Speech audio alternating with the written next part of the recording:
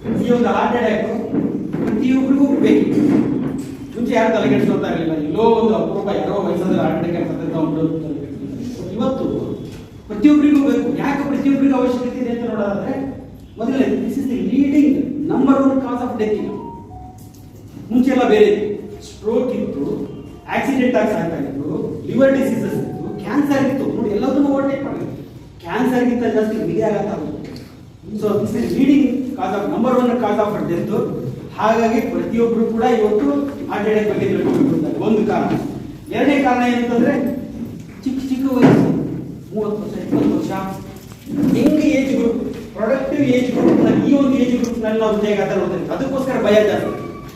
70 ವರ್ಷ 80 ವರ್ಷ 90 ವರ್ಷ ಹಾರ್ಟ್ ಅಟ್ಯಾಕ್ ಆಯ್ತು ಯಾರು ತಲೆ ಕೆಡಿಸ್ಕೊಳ್ಳಲ್ಲ. ಅವರು ತಲೆ ಕೆಡಿಸ್ಕೊಳ್ಳಲ್ಲ, ಮನೇಲಿ ಇರೋ ಮಕ್ಕಳು ತಲೆ ಕೆಡಿಸ್ಕೊಳ್ಳಲ್ಲ. ಏಜ್ ಆಗಿತ್ತು ಬಿಡು, ಏನೋ ಒಂದು ದಾರಿಯಿಂದ ಇದಾಯ್ತು ಅಂತಂದ್ರೆ. ಬಟ್ ಆದ್ರೆ ಆಗ್ತಿರೋದೇನು, ಈಗ ಚಿಕ್ಕ ಚಿಕ್ಕ ವಯಸ್ಸಿನಲ್ಲಿ ನಾವು ಹೃದಯಾಘಾತ ನೋಡ್ತೀವಿ. ಅದು ಎರಡನೇ ಕಾರಣ.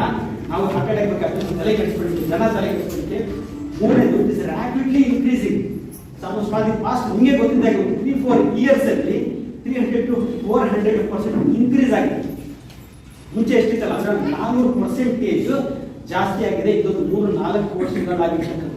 ಅದಕ್ಕೂ ಕೂಡ ಜನಕ್ಕೆ ಕ್ಯೂರಿಯಾಸಿಟಿ ಹಾರ್ಟ್ ಅಟ್ಯಾಕ್ ಬಗ್ಗೆ ತಿಳ್ಕೊಬೇಕು.